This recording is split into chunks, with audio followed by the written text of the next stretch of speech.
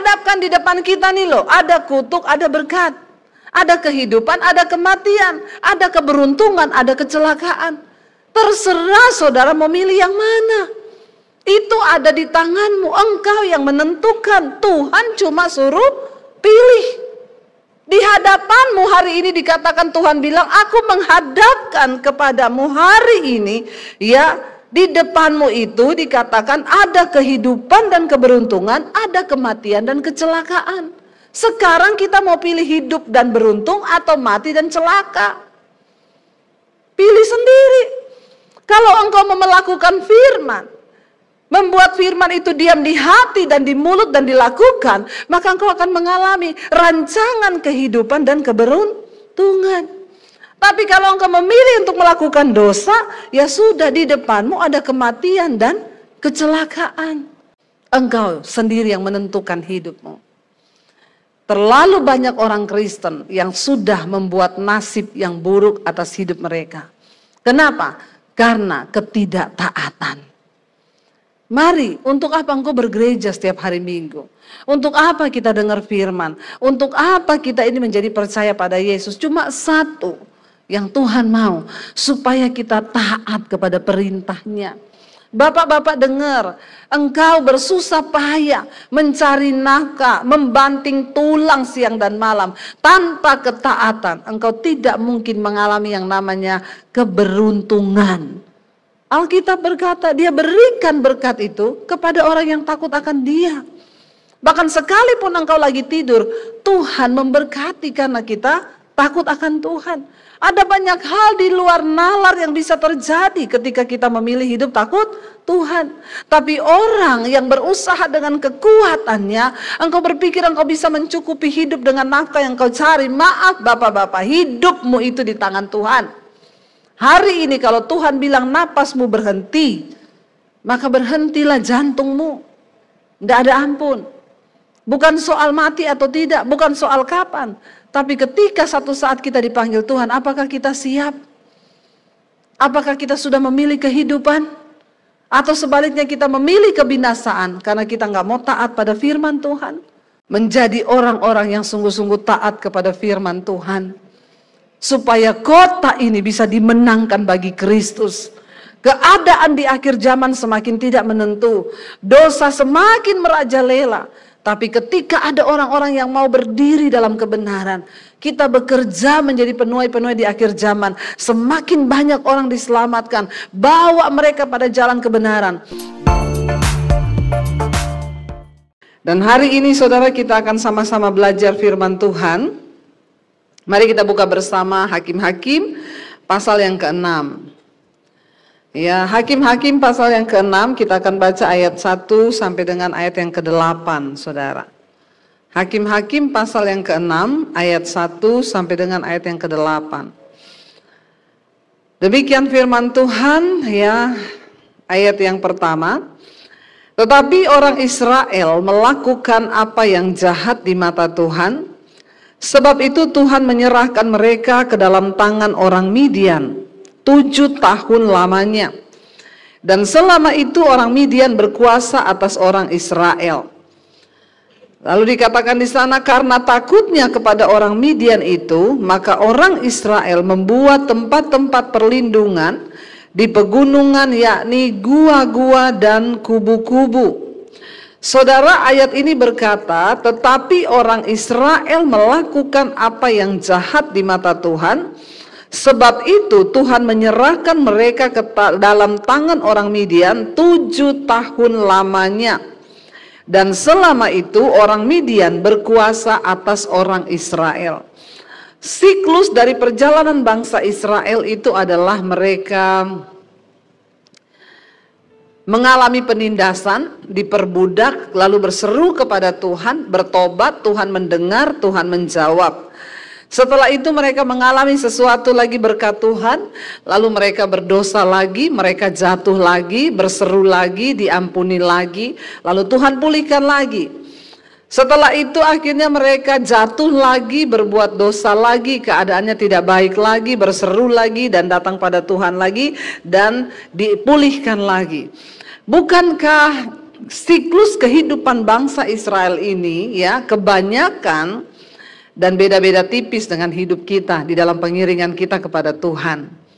Ya seringkali ketika kita ini lagi dalam tekanan, kita mencari Tuhan, nanti kalau sudah enggak, kita melakukan lagi apa yang jahat di mata Tuhan. Ayat ini jelas sekali berkata, tetapi orang Israel melakukan apa yang jahat di mata Tuhan, sebab itu Tuhan menyerahkan mereka ke dalam tangan orang Midian 7 tahun lamanya. Dan selama 7 tahun itu orang Midian berkuasa atas orang Israel. Saudara, karena mereka melakukan dosa sehingga Tuhan menyerahkan mereka ke tangan orang Midian. Dosa selalu membawa kehancuran di dalam hidup manusia. Ketidaktaatan, pelanggaran, itulah yang menyebabkan kita ini masuk dalam penderitaan. Banyak orang Kristen tidak menyadari, saudara. Kemarin ada yang tanya sama saya, Bu, ya hidup ini sebenarnya takdir atau nasib? Ya, saya bilang kalau takdir itu adalah ketetapan Tuhan yang memang tidak bisa dirubah. Kalau nasib itu kita yang buat sendiri, ya. Jadi dia bilang sebaiknya itu seperti apa? Saya bilang Tuhan itu berkata bahwa rancangan atas hidup kita itu ada di dalam tangannya Tuhan. Dan itu adalah rancangan kebahagiaan dan bukan rancangan kecelakaan. Kalau kita mau nurut dan berjalan di dalam rencana Tuhan. Masalahnya banyak orang Kristen yang suka bikin jalan sendiri. Lalu ada yang tanya, kalau gitu Bu, pernikahan jodoh itu nasib atau takdir? Menurut saudara jodoh itu nasib atau takdir? Yang bilang nasib angkat tangan. Yang bilang takdir angkat tangan. Yang bingung angkat kaki. Kayaknya semua bingung, ya. Ingat tadi takdir itu ketetapan Tuhan, ya, dan nasib itu kita yang buat. Jadi menurut saudara jodoh itu suamimu itu yang di sampingmu, coba lihat kanan kiri yang bawa suami bawa istri, ya itu orang di sampingmu itu takdir atau nasib? Ya banyak yang bilang takdir ini, yang bilang takdir angkat tangan. Ya berarti itu ketetapan Tuhan di sampingmu ya, jadi nggak bisa dirubah ya. Yang bilang nasib, ya itu nasibmu Pak. Kalau jodoh itu kita doakan, kita gumuli, lalu kita dapat dari Tuhan dan itu menurut petunjuk Tuhan, lah itu menjadi takdir karena kita mau menggenapi apa yang menjadi rencana Tuhan. Kayak saya sama suami ini takdir, saudara. Bilang amin dong. Kok kayak nggak seneng gitu ya? Saya sama suami saya ini takdir. Kenapa? Saya berdoa, ya. Ketika saya ditakdirkan dengan suami saya ini, saya bergumul, Tuhan, saya tuh berdoa buat jodoh saya. Karena dulu saya bilang, saya lebih baik tidak menikah daripada saya salah menikah. Saya lihat di sini banyak anak-anak muda nih yang belum menikah ya. Jadi saya bilang, saya lebih baik tidak menikah daripada saya salah menikah. Karena bagi saya pernikahan itu adalah untuk menggenapi rencana Tuhan dalam hidup saya. Jadi saya bilang, kalau Tuhan tahu saya salah menikah, ya mending saya tidak menikah. Tapi saya berdoa supaya Tuhan kasih yang terbaik, yaitu jodoh saya. Ya, karena dulu saya sebenarnya sudah tidak mau menikah. Waktu saya terima Yesus, saya merasa, waduh ikut Tuhan tuh enak, melayani Tuhan tuh enak. Saya bilang, Tuhan, saya nggak mau menikah, saya sama Tuhan saja sudah cukup. Tapi saya mendengar suara Tuhan berkata, kamu terlalu cantik untuk tidak menikah. Masalah buat lo. Kayaknya nggak terima ya. Dan akhirnya saya berdoa, oke Tuhan kalau saya harus menikah, ya Tuhan kasih yang jodoh yang terbaik. Ya, yang terbaik itu yang seperti apa? Ya waktu itu ada beberapa sih yang datang mendekat. Ya toh? Masalah lagi toh? Tapi saya berdoa saudara ya, ada yang naik Mercy. Berdoa saya. Suami saya datang naik motor. Ya, saya bergumul. Tanya sama teman-teman yang sesama pelayan Tuhan, menurut kamu yang mana ini, yang naik Mercy atau naik motor? Semua ngomong, yang naik Mercy. Ya Pak, iya. Ya, karena sudah berkepribadian, rumah pribadi, mobil pribadi, deposit pribadi toh. Tapi menurut pandangan Tuhan belum tentu itu yang terbaik. Ya, akhirnya saya terus berdoa. Ya, wajah suami saya itu muncul terus, saya tengking dalam nama Yesus. Ya, tapi ternyata memang dia yang terbaik bagi saya, saudara. Ya, itu takdir. Ya, makanya ya tidak ada penyesalan dalam pernikahan karena itu takdir. Tapi kalau nasib, makanya banyak orang datang, Bu, suami saya itu loh selingkuh, baru menikah sudah begini, selingkuh, ya tukang merokok, pemabuk, pelit lagi. Saya bilang itu nasibmu. Ya, berdoa saja. Kabar baiknya nasib masih bisa dirubah bersama dengan Tuhan. Bangsa Israel ketika mereka melakukan dosa lagi, mereka dihukum oleh Tuhan, dikatakan Tuhan yang menyerahkan mereka ke tangan orang Midian. 7 tahun lamanya mereka dikuasai oleh orang Midian.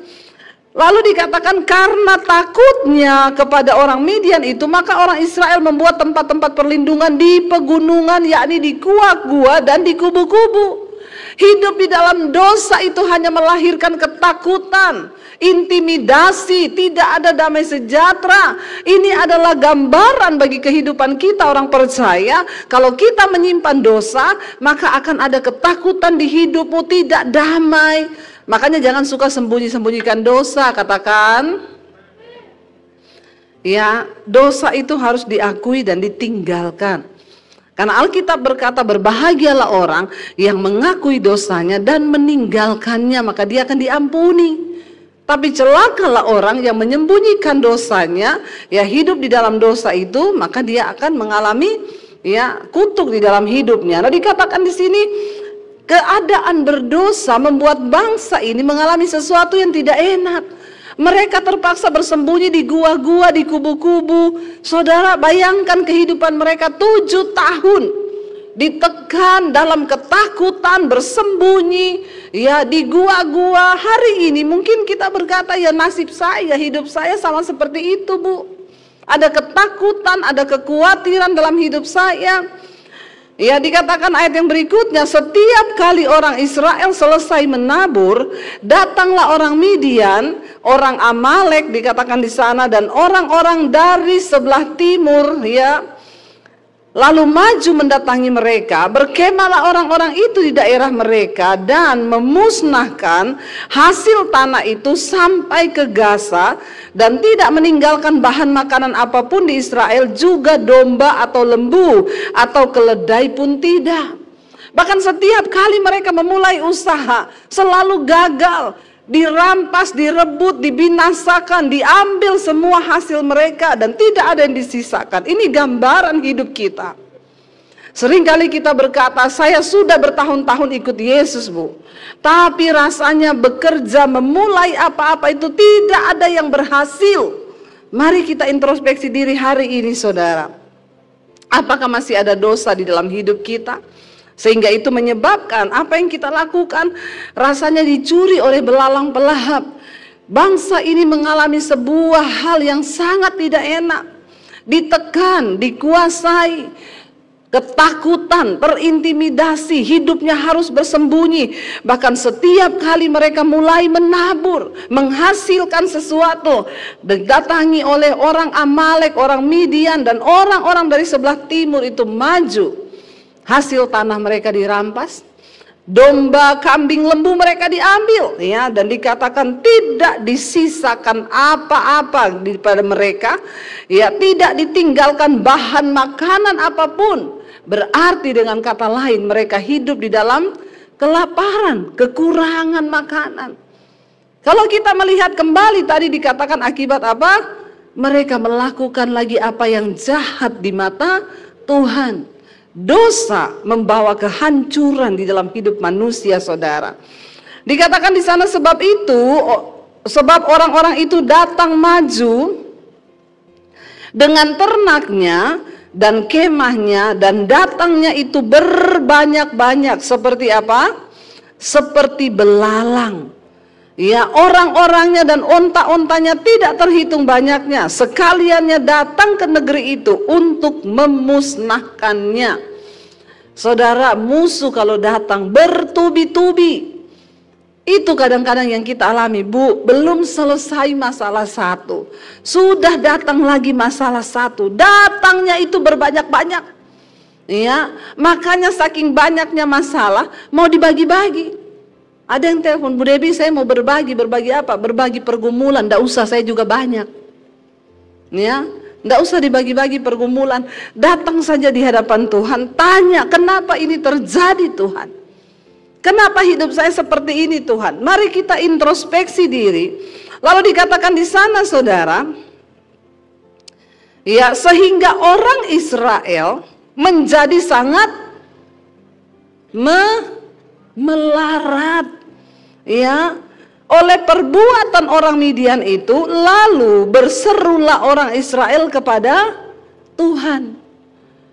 Akibat dosa, Tuhan mengizinkan, bahkan Tuhan menyerahkan mereka jatuh ke dalam kuasa tangan orang Midian. Siapa yang menyerahkan mereka, saudara? Tuhan sendiri.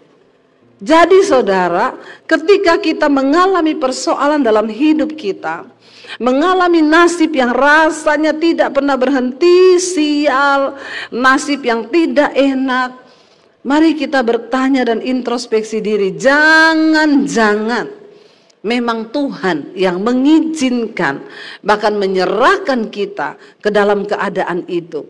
Itu bisa terjadi. Kenapa? Akibat dosa.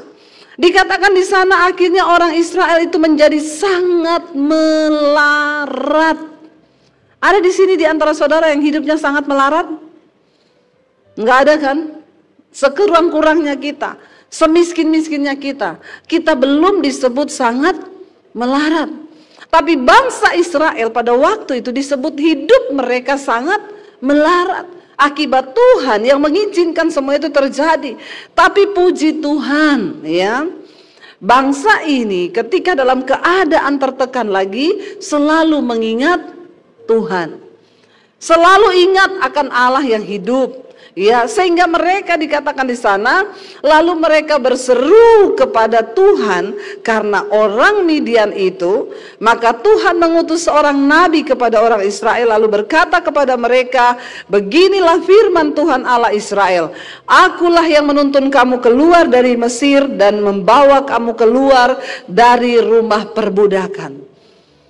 Setiap kali mereka mencari Tuhan dalam keadaan kesusahan, Tuhan itu Maha Kasih. Selama masih dikatakan hari ini, selalu ada kesempatan untuk bertobat, kembali kepada Tuhan. Tidak ada dosa yang terlalu hitam untuk tidak diampuni. Selama kita masih mau merendahkan hati, melembutkan hati, dan datang berseru kepada Tuhan. Enggak ada dosa yang terlalu pahit untuk tidak bisa diampuni, yang terlalu hitam untuk tidak bisa disucikan. Karena Yesus itu mengasihi saudara dan saya. Selama kita mau bertobat. Bertobat, ya. Saya suka gregetan lihat orang-orang hidupnya, saudara, sangat tertekan, menderita, sangat melarat, tapi tidak mau bertobat. Bagaimana keadaan kita bisa dipulihkan kalau kita nggak mau bertobat? Rendahkan diri, rendahkan hati, lalu bertobat. Nah, saya pengen hari ini kita belajar apa sih yang Tuhan mau untuk kita lakukan supaya nasib kita, hidup kita itu bisa diubahkan, saudara. Mari kita lihat bersama Ulangan pasal yang ke-30. Ulangan pasal yang ke-30 ayat yang ke-11. Ya, sampai dengan ayat yang ke-20, saudara. Ulangan pasal yang ke-30 ayat yang ke-11 mulai. Firman Tuhan berkata begini, saudara. Ya, apa sih yang Tuhan mau dari hidup kita ini, saudara? Bangsa Israel itu dituntun Tuhan, dibawa Tuhan untuk keluar, ya, dari perbudakan untuk satu tujuan, saudara. Ya, dan ketika mereka nggak ngerti-ngerti apa yang Tuhan mau mereka semakin jauh pergi, hidup mereka semakin menderita. Kita ini, kalau dalam hidup ini kita nggak ngerti-ngerti kehendak Tuhan, nggak ngerti-ngerti apa maunya Tuhan, akan semakin menderita hidup kita. Mari kita rendahkan diri dan mau tahu apa kehendak Tuhan. Ulangan pasal 30 ayat yang ke-11, di sana judul perikopnya kehidupan dan kematian. Kita baca bersama ayat yang ke-11, mulai dikatakan di sana, sebab perintah ini yang kusampaikan kepadamu pada hari ini tidaklah terlalu sukar bagimu dan tidak pula terlalu jauh. Dikatakan di sana ayat 12, tidak di langit tempatnya sehingga engkau berkata, siapakah yang akan naik ke langit untuk mengambilnya bagi kita dan memperdengarkannya kepada kita supaya kita melakukannya. Ayat 13, juga tidak di seberang laut tempatnya sehingga engkau berkata, siapakah yang akan menyeberang ke seberang laut untuk mengambilnya bagi kita dan memperdengarkannya kepada kita supaya kita melakukannya. Saudara, Tuhan tidak memberikan sebuah perintah yang tidak bisa kita lakukan. Tuhan itu nggak memberikan sesuatu yang terlalu jauh sehingga tidak bisa kita jangkau. Tuhan itu memberikan sebuah peraturan, bukan sesuatu yang sulit untuk kita buat sehingga kita ini tidak berkenan dan tidak dapat mencapai apa yang Tuhan mau. Tuhan memberikan perintah kepada bangsa Israel agar engkau bisa memasuki tanah perjanjian, mengalami semua kenikmatan hidup yang dijanjikan Tuhan di dunia ini. Umur kita di dunia ini cuma 70 tahun, kata firman Tuhan. Itu pun kalau nyampe, karena banyak yang tidak nyampe. Ya, makanya saya angkat topi dan angkat jempol kalau ketemu orang di atas 70. Ya, dia sudah mencapai setidaknya melebihi apa yang Alkitab katakan. 70 tahun. Nanti kalau lebih-lebihnya ada yang sampai 80, ada yang sampai 100 tahun. Tapi kebanggaannya itu sakit penyakit, ya. Kita lihat saja saudara, ya, orang itu kalau umur di bawah ya 30 atau 40 itu bawaannya parfum. Ya, kalau sudah mulai kepala 4 bawaannya fresh care. Tolak angin bawaannya minyak kayu putih, itu jadi parfum yang sangat harum sekali. Termasuk saya, bawaannya minyak kayu putih. Parfum LV lewat. Kalau mulai pusing, cekot-cekot, ambil minyak kayu putih, taruh sini. Aduh, lega saudara. Ya, orang itu kalau umur-umur masih di bawah 20, omongannya ya masih tentang kehidupan yang ringan-ringan. Ya, omongannya ya anak ABG. Begitu menginjak kepala 2 ke atas, 20, mulai omongin, ya nanti mau kerja di mana ya abis kuliah. Nanti kalau sudah di atas 30, ya omongannya mulai, gimana tempat kerjamu, enak, nyaman, apa-apa. Terus nanti lu mau beli rumah di mana? Ya usia 40 ke atas, ya. Itu mulai ngomong kemapanan, berapa anak, keluarga berapa, iya, rumahnya di mana, sekarang udah punya rumah apa belum. Di atas 40, itu kalau mulai ketemu ya 50, iya, kamu sering sakit lutut enggak? Lututku ini loh, aduh ya. Ngopo ya? Pegel. Nek aku neng boyo iki loh. Ya, nek aku punggungku iki loh, aduh sering pegel, ngopo ya? Itu memang itu. Ya, apalagi kalau sudah ketemu 70, udah omongannya itu pokoknya seputaran obat. Ya. Nek kayak lo dokter itu hebat lo, obat deh. Atau ada yang herbal aja, itu pokoknya ini campur ini. Kebanggaannya itu sakit penyakit dan penderitaan. Orang umur 70 ke atas apalagi 80 kalau ketemu yang dicerita itu sakit toh. Udah ndak ada yang lain. Iya Pak ya? Ngaku kan? Jadi Bapak Ibu, kita ini hidup singkat. Tuhan mau di hidup kita yang singkat ini kita bisa menikmati semua yang baik. Sebab itu yang Tuhan inginkan bagi hidup kita. Tetapi ada syarat. Ayat ini berkata syaratnya yang Tuhan kasih tidak terlalu jauh. Perintah itu tidak di atas langit sehingga engkau berkata siapa yang akan naik ke langit dan mengambilnya bagi kami. Tidak juga ditaruh di seberang lautan sehingga engkau berkata siapa yang akan menyeberang ke sana dan mengambil itu bagi kami. Ayat ini berkata, ayat yang ke-14 baca sama-sama. Ayat yang ke-14 1, 2, 3. Tetapi firman ini apa? Sangat dekat kepadamu, yakni di dalam mulutmu dan di dalam hatimu. Untuk apa? Untuk dilakukan. Katakan, firman itu tidak jauh. Bukan di langit, bukan di seberang laut, tetapi firman ini itu sangat dekat padamu, yakni di mana? Di mulut dan di dalam hati untuk dilupakan. Begitu kata firman Tuhan? No. Artinya apa? Kalau engkau mau melihat hidupmu berhasil, taruh firman itu di mulutmu, taruh firman itu di hatimu, dan berusahalah hidup untuk melakukan firman itu. Itu kunci hidup kebahagiaan. Ketika engkau mengerti firman anak-anak muda, engkau tidak akan sembarangan memilih pasangan hidup. Engkau tidak akan sembarangan memilih jodoh. Waktu engkau mengerti firman, Alkitab berkata, jangan jadi pasangan yang tidak seimbang dengan orang yang tidak percaya. Memilih pasangan bukan hanya seiman, tetapi seimbang. Artinya apa? Kalau engkau suka ke gereja, jangan cari pacar yang tidak suka ke gereja.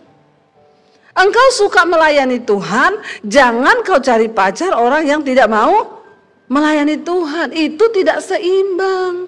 Nanti akan jadi masalah. Saya ketika bertobat, Tuhan ubah semua paradigma saya, prinsip-prinsip saya dalam mencari pasangan hidup. Dulu kalau lihat tuh yang kaya nomor 1 kaya dulu. Ya.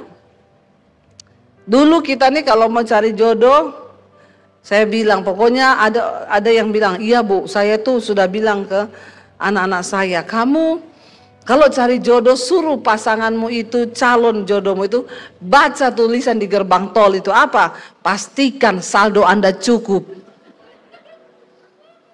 Ya, dia nggak mau yang di pom bensin mulai dari 0. Ya, kalau di pom bensin kan mulai dari 0 ya Mas. Ya, tapi dia bilang saya suruh baca itu tulisan di gerbang tol, pastikan saldo Anda cukup. Tapi apakah itu jaminan kebahagiaan? Ya, orang itu berbahagia kalau di mulutnya ada firman, di hatinya ada firman untuk dilakukan. Buat apa ganteng? Buat apa kaya?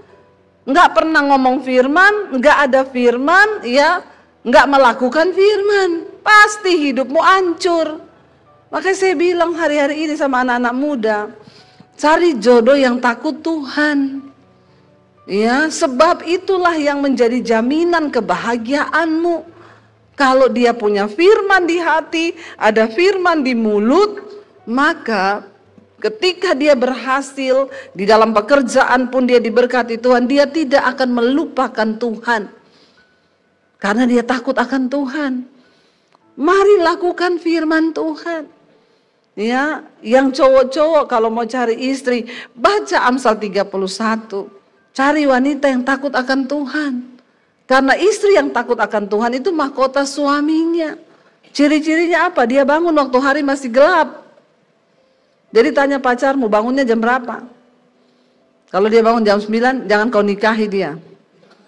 Ya, pasti hidup pun tidak bahaya.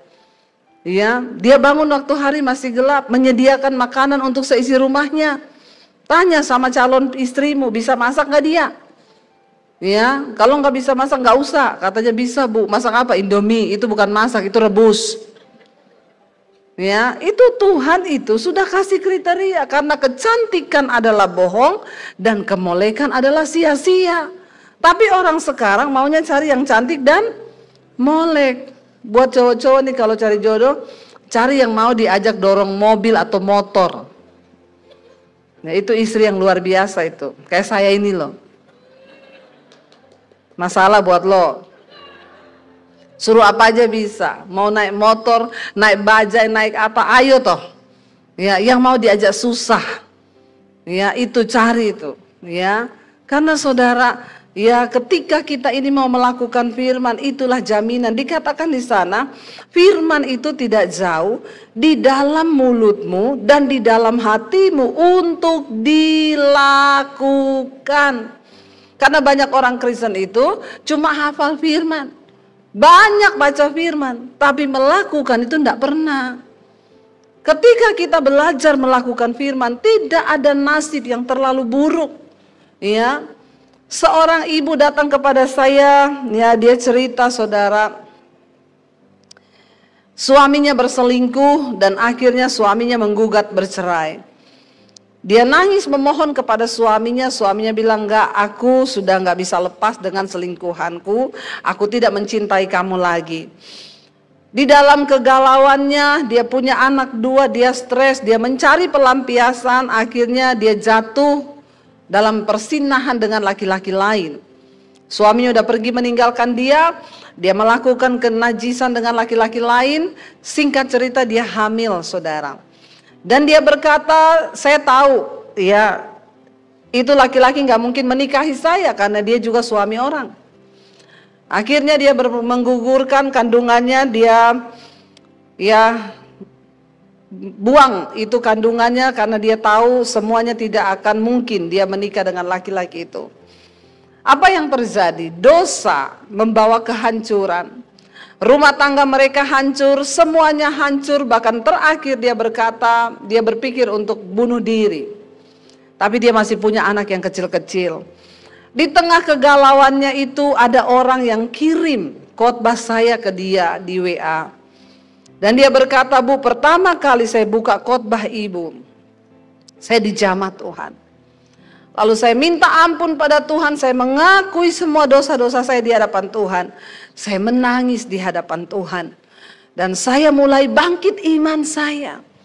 Saya mulai dengar firman Tuhan. Saya taruh firman itu di hati dan di mulut saya. Dan bukan cuma itu, saya mulai belajar untuk menjadi pelaku firman. Apa yang saya lakukan, Bu? Saya terus berdoa untuk suami saya yang sudah pergi dengan selingkuhannya. Saya berdoa sesuai dengan semua nasihat ibu, tidak ada perkara yang mustahil. Saya berdoa, saya terus berkatakan kepada Tuhan, saya terus berusaha menjadi orang yang lebih baik. Saya mengasuh anak-anak saya. Satu saat suami saya itu datang kembali ke rumah. Dan dia mengakui semua dosa-dosanya. Dan dia berkata kepada saya mau kembali dengan kau. Ternyata selingkuhan saya itu tidak lebih baik dari kamu, malah lebih parah. Dulu dia bilang, selingkuhanku lebih baik dari kau. Memang kalau masih bulan promosi begitu. Ya, yang manis-manis dulu yang keluar. Nanti kalau sudah bulan promosi habis, apalagi uang menipis, habis kau, lebih gila dari istrimu. Bapak-bapak ya, ingat baik-baik, ndak usah sok kegantengan, mau selingkuh-selingkuh. Ya, banyak-banyaklah bercermin. Dulu waktu kau miskin, yang suka sama kau cuma istrimu. Itu pun dia karena nggak tahu kena nasib apa saja. Ya, setelah kau diberkati kaya, mulai jatuh cinta. Saya tuh suka gregetan ya, layani bapak-bapak selingkuh sama seumuran anaknya. Itu cewek yang dia selingkuhin tuh satu umur sama anaknya, lebih muda 1 tahun. Saya coba berkata, Pak, buka matamu lebar-lebar, Pak. Ini perempuan muda, Bapak bercermin, Bapak itu udah tua. Nggak usah sok kegantengan. Dia cinta Bapak tuh ndak mungkin, dia tuh cuma cinta uangmu. Ya terang aja dibeliin apartemen, dibeliin mobil. Ya udah nggak usah kerja saudara, ya. Jalan aja sama bapak-bapak om-om ini, ya.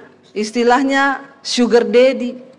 Bapak-bapak manis, om-om manis. Nanti kalau sudah tua kena diabetes, daddy sugar. Bapak-bapak diabetes.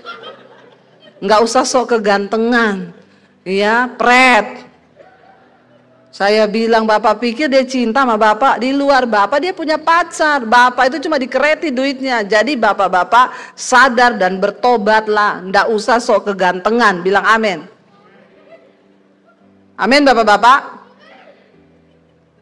Ini malah anak kecil yang amin kenceng nih. Ya, bapaknya sampai terintimidasi loh dek. Ya, jadi ya akhirnya dia bilang, suaminya balik satu hari nangis menyesal dan berkata akan kembali kepada dia dan anak-anak. Tapi dia juga merasa berdosa karena dia sudah melakukan dosa. Dia juga pengakuan sama suaminya. Sebelum kita kembali, saya juga tidak mau menyembunyikan dosa. Saya sudah jatuh dengan laki-laki lain. Saya bersinah dan saya menggugurkan kandungan saya. Tapi suaminya peluk dia dan dia berkata, kita sudah sama-sama berdosa, tapi Tuhan mengasihi kita. Mari kita kembali. Saudara, waktu saat saya ketemu mereka itu, dia bilang, Bu, saat ini saya, suami dan anak-anak setiap malam kami ikut mesbah doa ibu setiap jam 8. Tuhan pulihkan rumah tangga kami diberkati dan kami hidup berbahagia. Tidak ada yang mustahil. Ketika kita taruh firman itu di dalam hati, di dalam mulut dan dilakukan. Masalahnya orang banyak tidak mau melakukan. Masalahnya kita mau enggak saudara? Alkitab berkata Tuhan bilang tidak jauh. Cuma di dalam hati dan di dalam mulut, lakukan itu. Maka Tuhan akan memberikan ya semua janji-janjinya terjadi saudara. Ayat 15 berkata, ingatlah kata firman Tuhan, aku di sana saudara, menghadapkan kepadamu pada hari ini kehidupan dan keberuntungan, kematian dan kecelakaan. Tuhan perhadapkan di depan kita nih loh, ada kutuk, ada berkat, ada kehidupan, ada kematian, ada keberuntungan, ada kecelakaan. Terserah saudara mau milih yang mana. Itu ada di tanganmu, engkau yang menentukan. Tuhan cuma suruh pilih. Di hadapanmu hari ini dikatakan Tuhan bilang, aku menghadapkan kepadamu hari ini.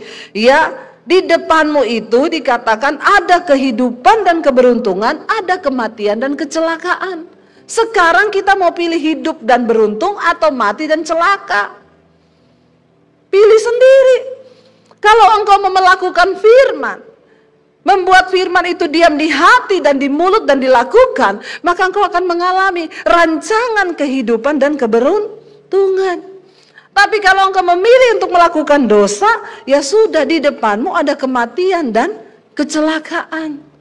Mari saudara, kita buka hari ini pemahaman kita dengan firman Tuhan. Dikatakan di sana ayat 16, karena pada hari ini aku memerintahkan kepadamu untuk apa?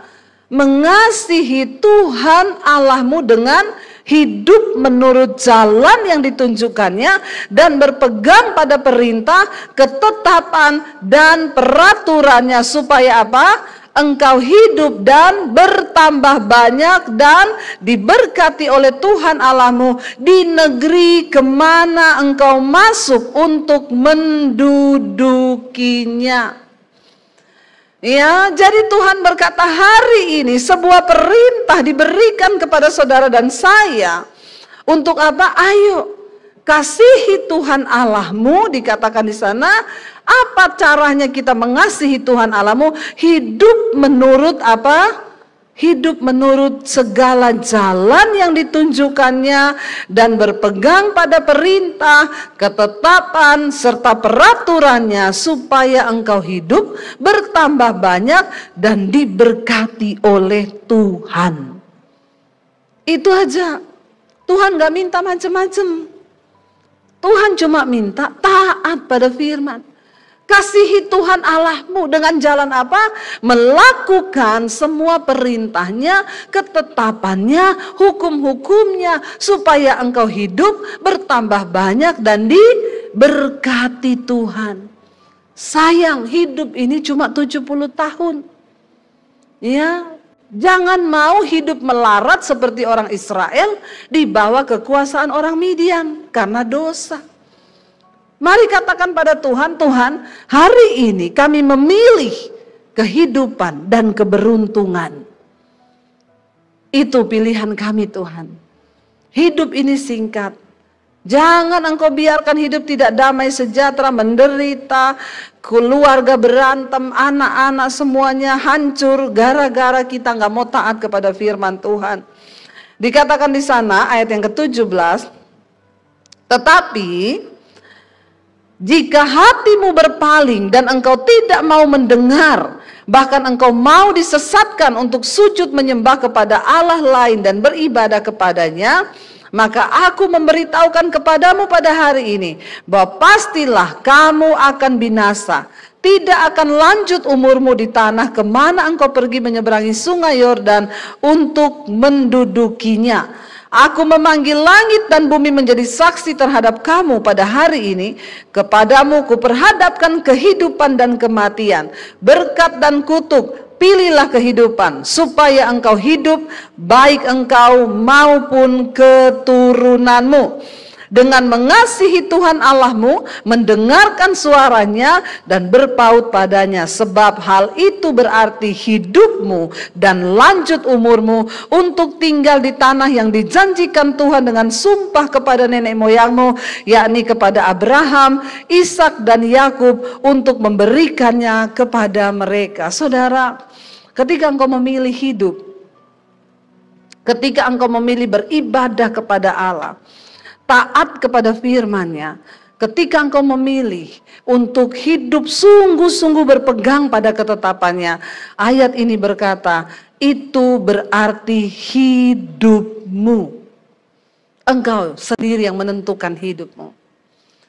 Terlalu banyak orang Kristen yang sudah membuat nasib yang buruk atas hidup mereka. Kenapa? Karena ketidaktaatan. Mari, untuk apa engkau bergereja setiap hari Minggu? Untuk apa kita dengar firman? Untuk apa kita ini menjadi percaya pada Yesus? Cuma satu yang Tuhan mau, supaya kita taat kepada perintah-Nya. Bapak-bapak dengar, engkau bersusah payah mencari nafkah, membanting tulang siang dan malam. Tanpa ketaatan, engkau tidak mungkin mengalami yang namanya keberuntungan. Alkitab berkata, Dia berikan berkat itu kepada orang yang takut akan Dia. Bahkan sekalipun engkau lagi tidur, Tuhan memberkati karena kita takut akan Tuhan. Ada banyak hal di luar nalar yang bisa terjadi ketika kita memilih hidup takut Tuhan. Tapi orang yang berusaha dengan kekuatannya, engkau berpikir engkau bisa mencukupi hidup dengan nafkah yang kau cari. Maaf bapak-bapak, hidupmu itu di tangan Tuhan. Hari ini kalau Tuhan bilang napasmu berhenti, maka berhentilah jantungmu. Tidak ada ampun. Bukan soal mati atau tidak, bukan soal kapan. Tapi ketika satu saat kita dipanggil Tuhan, apakah kita siap? Apakah kita sudah memilih kehidupan?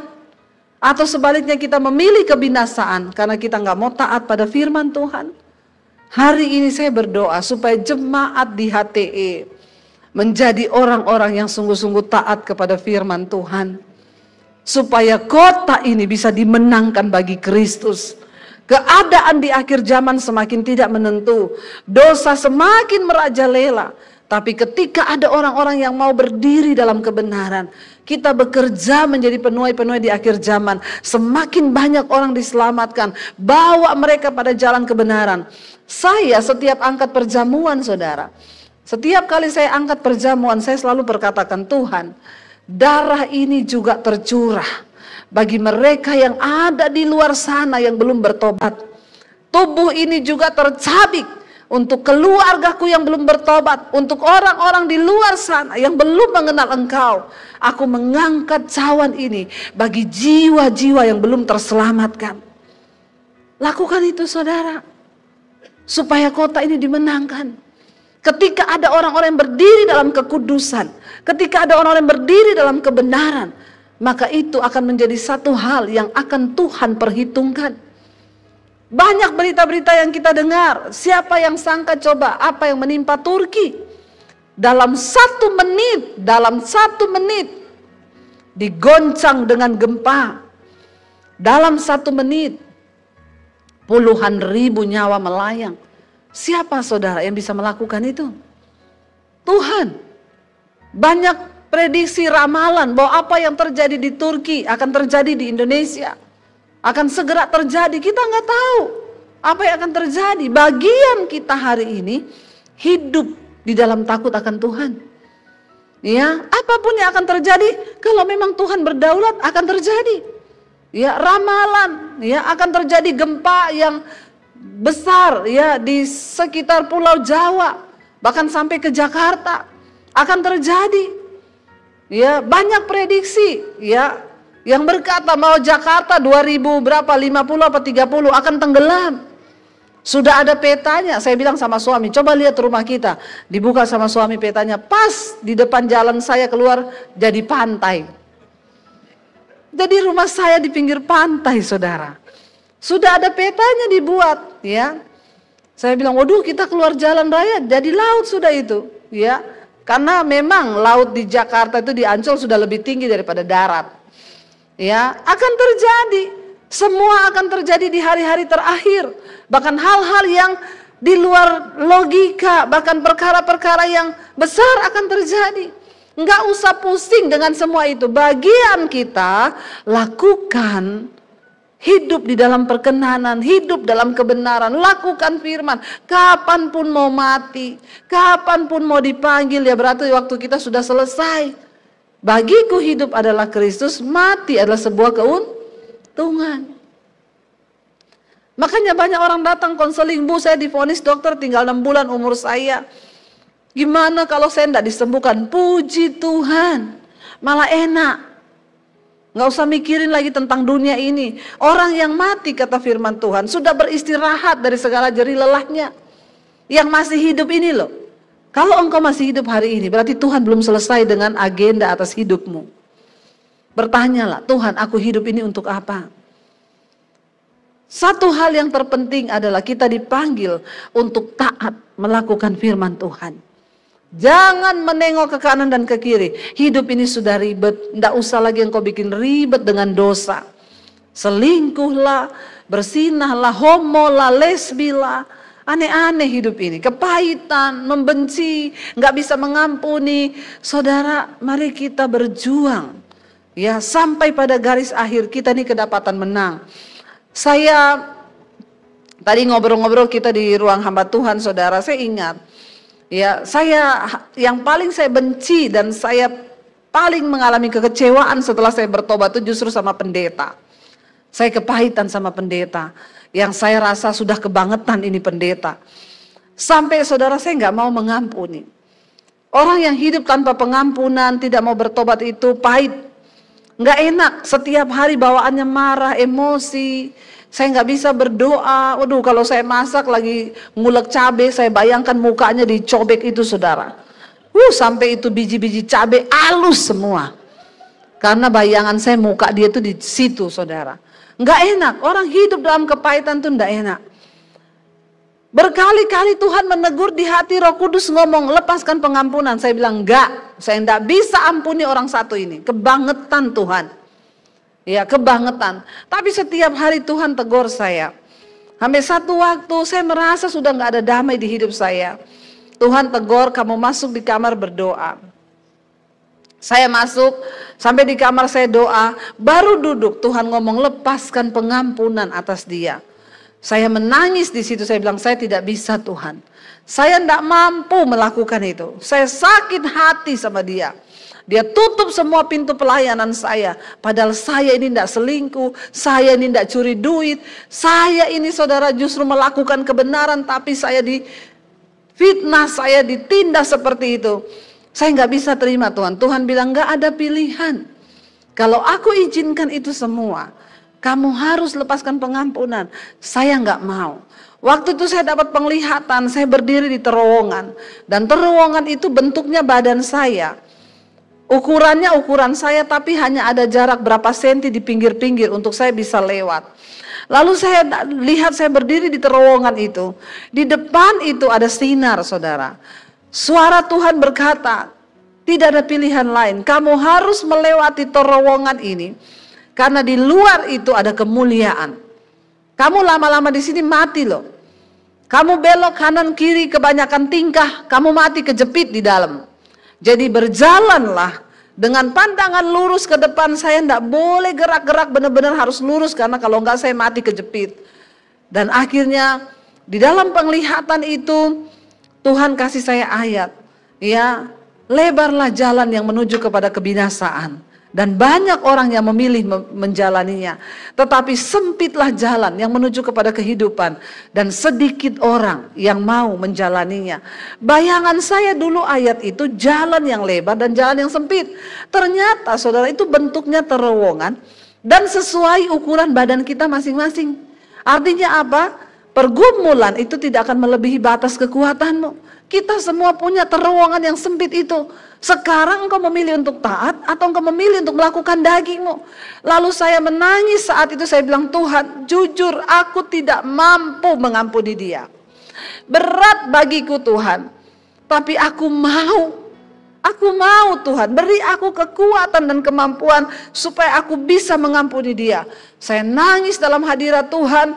Saudara, waktu engkau mengaku engkau tidak mampu, Alkitab berkata, ya, sebab Tuhan yang melakukan di dalam kita, ya, segala sesuatu yang kita nggak mampu, itu Allah lah yang mengerjakan di dalam kita. Karena kasih karunia.